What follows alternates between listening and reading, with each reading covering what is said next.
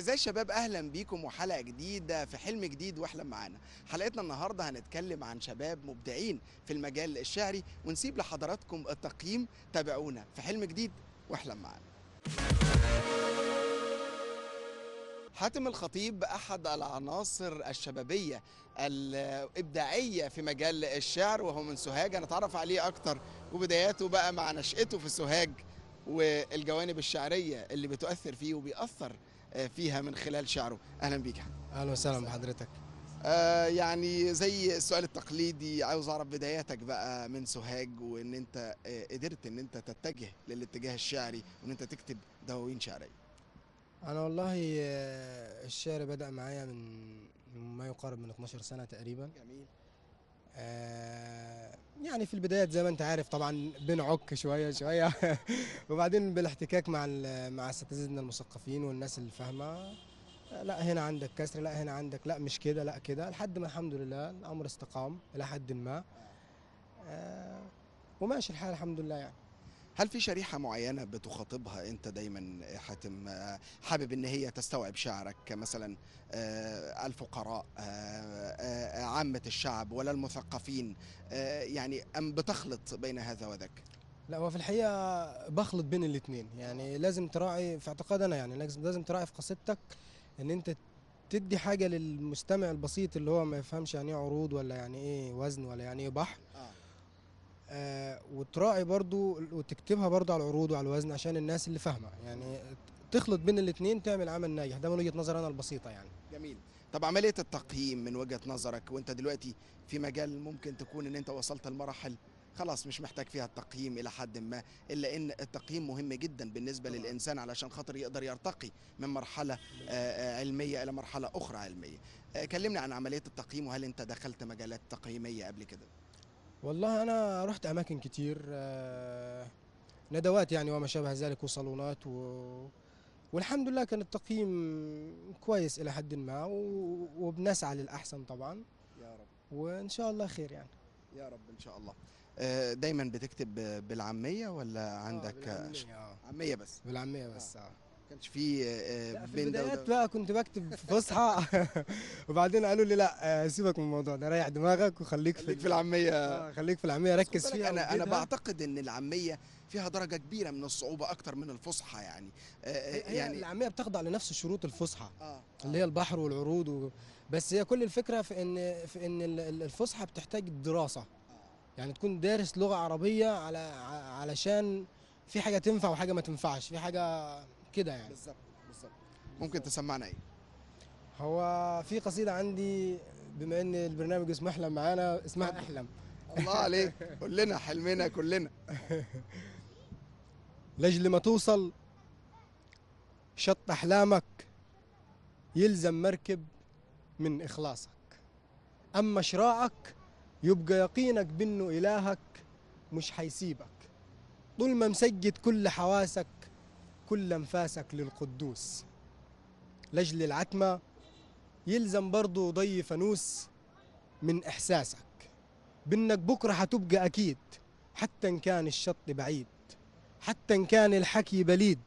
لو حيقولوا قال احلام، لو حيقولوا كله جنان، اوعى تصدق الا جنانك، صدق نفسك. لاجلك قدف احلف اصرخ والله لروح، لو هيصير البحر جروح، لو امواجه حتبقى الامك، سامع سامع مهر احلامك عمال يصرخ مستنيك. لبي وعجل واوعى تاجل، واوعى الياس يغمى عينيك، اوعى تسيبه يخبي صقورك جوا جحورك، واما خضوعك يسكي الليل وجوا دموعك. نور انت بسرعه شموعك والمح بكره، حتى ان كانش غيره الباقي، وابقى سواقي واروي زروعك. ابن العزم مداين جوا ضلوعك، واعلى علاها وردد قولت يا الله يا الله. احلى الراحه بعد الاه، احلى الراحه بعد الجد، احلى تدفى بعد البرد. اوعى ظروفك تبقى السد، اوعى لخوفك يبقى قيودك، بقي حروفك بدر منور للجايين. اسمك بعدك لازم يحيا ياما سنين، كام عايشين ومش عايشين، كام غايبين ومش غايبين. لازم حاول إلا تكمل، إياك ترضى تكون التاني طول ما في إيدك تبقى الأول، اقوى تحمل، عافر يلا وعيد الكرة، حل بسعيك طعم المرة. أيها سكة بتبدأ خطوة، أيها قصة بتبدأ نظرة، حتى الشعر اللي انت بتسمع جذر خصونه أصلا فكرة. إيهاب الشعراوي أحد الشباب الشعراء، هنتعرف عليه أكتر ونشوف موهبته بقى من خلال كاميرا برنامجنا احلم معانا. ازيك يا إيهاب؟ يا اهلا بحضرتك، ازي حضرتك؟ الله يخليك. يعني عاوزين نعرف منك كده بداياتك مع الشعر كانت من امتى، وايه اللي خلاك تتجه للقالب الشعري بالذات؟ هي البدايه الحقيقه كانت سنه 96 ايام الثانويه العامه. جميل. بعد الثانويه العامه بدانا الثانويه العامه بتخلي الواحد ابداعاته تظهر. بتخرج كل الابداعات. بالظبط. بعد كده حضرتك بدانا نخش الجامعه، وبدا الاتجاه يختلف خالص. بدا الشعر والقصه القصيره والقصه الطويله والروايه والقصه الجديد اللي بدا يظهر اسمه الومضه، وفن القصه القصيره جدا. تمام. ده بدأت من خلال بقى ندوات وأمسيات أدبية، نخرج ما بين الأندية وبين الأقاليم ومراكز الشباب وأصول الثقافة اللي كانت أحيانا بتقف معانا أو نوعا ما. لكن الحمد لله بدأت التجربة من الفترة ديت، ومن وقتها وإحنا بنلف في منتديات ثقافية وأدبية. جميل. يعني بعد ما لقيت نفسك في الشعر وان انت تقدر تكتب شعر وتكتب قصة، سواء كانت طويلة او قصيرة، اكيد الموضوع ده بيميز الانسان بشيء، او بيبقى عنده مميزات معينة او مؤهلات معينة هي اللي ممكن تؤهله لانه يبقى شاعر او قص او يكتب قصة. ممكن تقول لي ايه المقومات اللي ممكن تبقى عند احد الافراد علشان يقدر يوصل للمرحلة دي؟ هو في البداية الموهبة بتحتاج يعني حاجتين اتنين، حاجة من عند الله سبحانه وتعالى الموهبة نفسها. الحاجة التانية انك تثقل هذه الموهبة بالقراءة الكثيرة في شتى المجالات. صحيح. مش في مجال واحد، يعني مش عايز اكتب قصة او اكتب في القصة اقرأ في القصة فقط، لا، ولا اكتب شعر ومش يعني اقرا في المجال الادبي فقط، لا، يعني في كل المجالات، كل على المجالات. اساس يبقى عندك وعي ونضج لغوي من خلاله تقدر تكون كلمة، تقدر تكون قصيدة او قصة او الى ما شابه. عندك سعة افق تقدر بالظبط. تتطرق لكل في نفس الجهات. الوقت ان الموهبة نفسها هي بتثقل نفسها من خلال التجارب صحيح. والممارسات. يا سلام. الشاعر ممكن يشاهد لقطة معينة أو مشهد معين من خلاله يبروره في ذهنه، يكون عمل قصصي أو شعري كما يوحي له بحاجه. بالظبط. بس الموقف نفسه أحيانا بيكون القصيدة وليدة موقف معين، تمام. تمام. فهي اللي بتنتج العمل الأدبي. هل النشأة ممكن يكون ليها دور في الشعراء؟ احنا شفنا كتاب كبار جدا يمكن بيئتهم أثرت عليهم لحد مماتهم، وربنا يديك طول العمر والصحة. عاوز أعرف منك يعني النشأة كانت عاملة إزاي معاك، وهل الوالد كان بيصر على إن أنت تقرأ من الصغر والكلام ده؟ لا، هو أنا الوالد الحقيقة ما شفتوش، توفى رحمة الله الله عليه. يخليك. لكن النشأة عامة يعني كنا نقرأ في كتب الأدب والتراث القديم، البيئة الصحراوية مع البيئة الصحراوية، هل الثراء هل بيكون شعر؟ أكيد طبعا بيكون ليه دور كبير جدا في تكوين شخصية الكاتب، سواء شاعر أو قص. نحب نسمع بقى منك شعر أو يعني حاجة نبذة صغيرة كده نمتع بيها شبابنا اللي بيتفرجوا علينا دلوقتي. نسمع: الليلة ماتت ليلى ليبقى قيس حيا، الليلة ستدفن ليلى لتبقى ذكراها فيا، فالليلة ليلى آتية تذكر بما لها وما عليها. الله الله، جميل. هل انت بتكتب في لون معين من الشعر ولا كل الالوان؟ في الحقيقة كان دكتور في الجامعة زمان قال لي اوعى تسيب اي لون من الالوان تلاقي نفسك عايز تكتب فيه وما تكتبش، فجرب في كل المجالات وهتلاقي نفسك الموهبة بتثقل في مكان معين أو في نقطة تمركز معينة، هتلاقي نفسك فيها هي اللي هتقولك اكتب في النقطة دي أو في المكان ده. لكن كل المجالات المفروض أي كاتب بيكتب فيها على أساس إن هو ياخد خبرة في كل أنواع الأدب بأنواعه. جميل. حلمك الشخصي وحلمك لبلدك إيه؟ لا، حلمي الشخصي بإذن الله إن يكون لنا دور في تغيير كلمة الأدب. للأسف بنلاقي في الوقت الراهن ما لا يكتب وما لا يكتب يقولون بأنهم كتاب. فأتمنى أن يكون في أدب بجد من ناس بتقدر كلمة أدب. يا رب ان شاء الله، وده هيعود على مصر بالنفع ان شاء الله. اكيد طبعا. وبالنسبه للوطن، اتمنى للوطن يكون فيه رخاء ورفاهيه واستقرار افضل باذن الله. الاجيال اللي احنا عايشين فيها والاجيال اللي بعدنا تتمتع باستقرار يدعمهم فنيا وادبيا واقتصاديا وفي كل المجالات. ارادوا ان يستمعوا الشعر مني، قلت من العين من النني، انشرح القلب وفاض وباح بأدمع مني، كشفتني دموعي أزالت الستر عني، وأعلنت الكلمات أنني مشتاق لاشتياقها. الساحر سحر عينيك شوقه ساحر، فعذرا كل آلهة السحر لأنني خالطت الجن وكنت له الساحر. سحر عينيك شوقه ساحر، فعذرا كل آلهة السحر لأنني خالطت الجن وكنت له الساحر.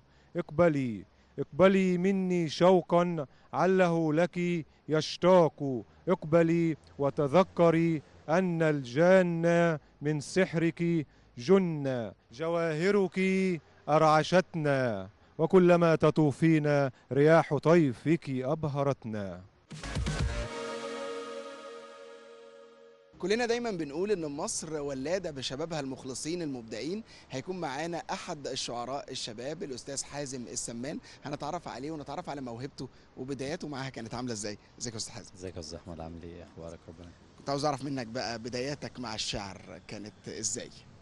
والله بداياتي مع الشعر كانت بمحض الصدفه، ان بتبتدي تكتب مجرد خواطر، من ثم بترتقي الى المرحله اللي بعديها وده بالدراسه طبعا وبالقراءه لكبار الشعراء وكذا وكذا بتصل الى المقصود من القصيده. ما كانش النشأة او البيئة كان ليها يعني بالغ الاثر في ان انت توصل للمراحل دي من الشعر؟ لا والله ليها اكيد. انا من سوهاج كمحافظ السوهاج، فصعيد مصر لي حسيت كده من اللهجة واضح فلي نصيب الاسد من الشعر، المتوارث الثقافي والمتوارث اللغوي ومتوارث الفنون من منذ قديم الازل، يعني بيساعد طبعا في صياغه الشعر. تمام. القالب الشعري اللي انت بتتجه اليه، هل الشعر العامي ام الشعر بالفصحى او ما بين ذلك وذاك؟ والله انا كتبت الفصحى وكتبت العاميه وكتبت فن الواو. لو تسمع إلى فن الواو وفن الربابة، الفن الشفاهي المنتشر في صعيد مصر، فكتبت معظم أنواع بيبقى أغلبه من الارتجال ولا ممكن برضو بتبقى مكتوب أصلا وله صيغة معينة؟ هو أساسا مكتوب، ولكن هو كونه فن شفاهي، ولكن كانت قديما تحفظه صدور الناس فلم يكن مكتوبا، وذلك سبب من أسباب عدم وجود متوارث لهذا الفن كثيرا يعني. ولكن هو ارتجالي زيادة في صعيد مصر، في قاعدات في جلسات صحيح. السمر أو غير ذلك، فهو ارتجالي. صحيح. تقول مربع فيتم الرد عليك بمربع آخر. جميل. ناوي بقى في مستقبلك إن شاء الله تعمل إيه؟ يعني الدواوين الشعرية اللي أنت ممكن تكتبها، ممكن إن أنت تستفيد فيها، كلمني عن خططك بقى المستقبلية إن شاء الله. والله الشاعر يطمح إلى الأفضل دائما، يطمح إلى التحسين من صورته والتحسين من قصيدته، وذلك بالتعلم. الشاعر إذا لم يأتي بجديد فلا حاجة لما يكتب فيه. في طبعا ديوانين تحت الطابع إن شاء الله، يخرجوا قريب إن شاء الله، ونطمح للرقي بهذا المجتمع ذوقيا وثقافيا بإذن الله. يا رب. بالنسبة للأحداث المحيطة واللي بتحيط بينا في أغلب الأحيان، هل دي أيضا بتؤثر على الشاعر فنيا وإبداعيا، وممكن أن أنت من خلال الأحداث تتطرق لموضوعات جديدة على حد قول حضرتك؟ أكيد طبعا. الشاعر بدون تجارب لن يصبح قادر على الكتابة أساسا، فهو كلما زادت تجارب الشاعر كلما أتى بالجديد، لأنه بدون تجارب لن يجد ما يكتب فيه أصلا. صحيح. فهو سوف يستفيد من هذه التجارب، ولكن طريقة الصياغة هي التي تفرق بينها الشاعر والشاعر. صحيح. فيجب أن تصيغ المشكلة أو أن تصيغ هذه الواقعة بصورة بلاغية، لأن ما يفرقك أنت شاعر وهذا رجل عامي هي البلاغة في التصوير. كلام سليم. احنا برنامجنا اسمه احلم معانا، ودايما بنتكلم عن الاحلام ورؤيه الشباب لمستقبلهم وكيفيه تحقيق هذه الاحلام. كلمني من خلال الشعر اللي انت بتقدمه، حلمك ايه هو، وحلمك لبلدك ايه هي، وتقول لنا شعر بقى في هذه الاحلام. تمام. هو والله بداية قبل الشعر طموح أي شاب لبلاده هي الرقي والتقدم وارتفاع الذوق العام والذوق المجتمعي والتحضر بإذن الله، والعمل الذي يقع على كاهلنا نحن الشعراء والمساهمة في الارتفاع بهذا الذوق العام الذي تدنى كثيرا في هذه الأيام، ونحن نساهم من جانبنا في هذا بإذن الله إن شاء الله. وهذا هيعود بالنفع على كل المواطنين. فعلا، إن هو كلما صلح العام صلح الخاص. كلام سليم، كلام بالفعل. سليم. نسمع منك ايه؟ طب أنا هقول جزء من قصيدة بالعامية بعنوان سجدة. اتفضل.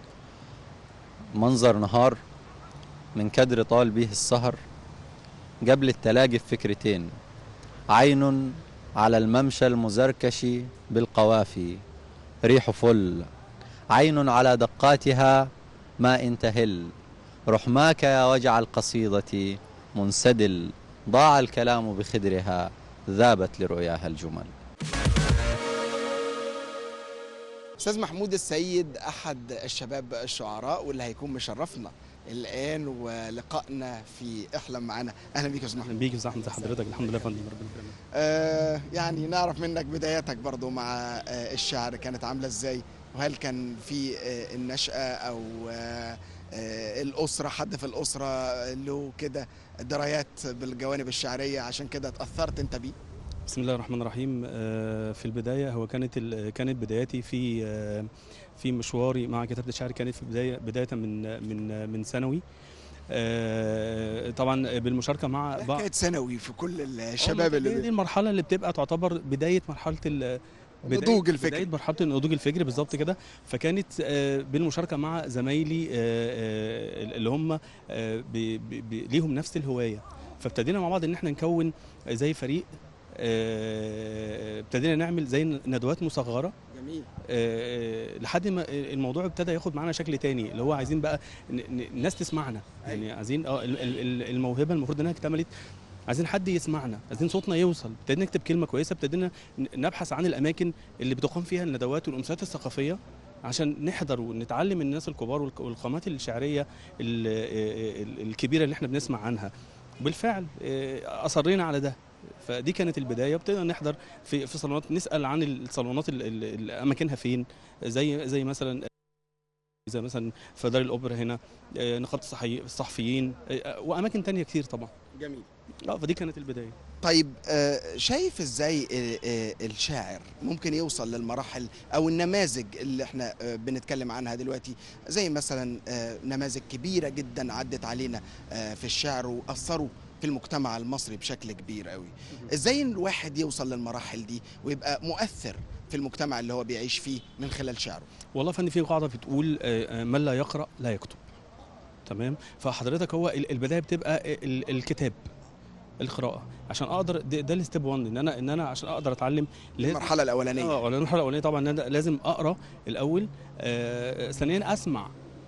خد بال حضرتك، دايما الشاعر فينا بيبقى له نموذج يحتذى بيه، يعني شايف نفسه في الشخصيه دي. مثلا زي مثلا ينتهج النهج ده بالظبط كده. طبعا القامات الكبيره طبعا من ضمنهم مثلا الابنودي رحمه الله عليه، طبعا الشاعر الكبير فاروق جويده، ومن الشباب طبعا الاستاذ هشام الجخ. دي كلها طبعا قامات كبيره جدا. احنا بنحاول نخطف من كل بستان زهر، يعني كل قامه من دول ليه لون ورونق وريحه ويبقى ليك انت ابداعاتك المتفرده بقى والفريد. لان بالظبط كده الشاعر مش المفروض يبقى يعني نسخه مكرره. بالظبط كده، يكون متنوع. في نفس الوقت انا باخد من كل شاعر الحاجه الحلوه، وفي نفس الوقت انا بعد كده بشوف انا جاي مع مين. يعني بالظبط انا شايف نفسي فين. كلام سليم. بناء عليه ببتدي ان انا اطور من نفسي، اسمع، احضر، اقرا. ده بيكسبني انا خبره ودرايه. اكيد. خلاص نسمع منك بقى، انت طريقك ايه او النهج اللي انت بتنتهجه ايه هو؟ انا بكتب شعر عامي. جميل. انا بكتب شعر عامي طبعا، وده يعني لبساطته سلاسه اسلوبه بيوصل للمتلقي بسرعه، مش بيحتاج من الشاعر جهد ومفردات كده. يعني طبعا الشعر الفصحى محتاج طبعا، غير الشعر العاميه بيحتاج طبعا.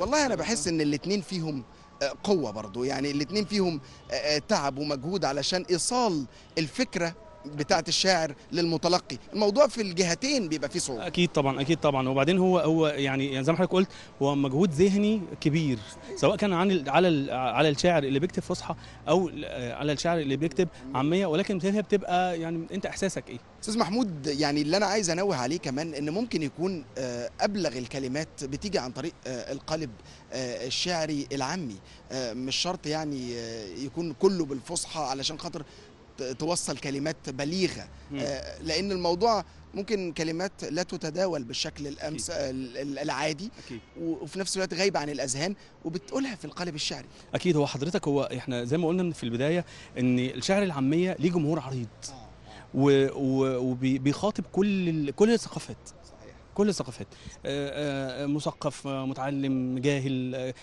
كل الثقافات. فبالتالي بيوصل للمتلقي بشكل سلس وبسيط وشكل كده مريح، عكس الفصحى برضو بقى لها جمهورها.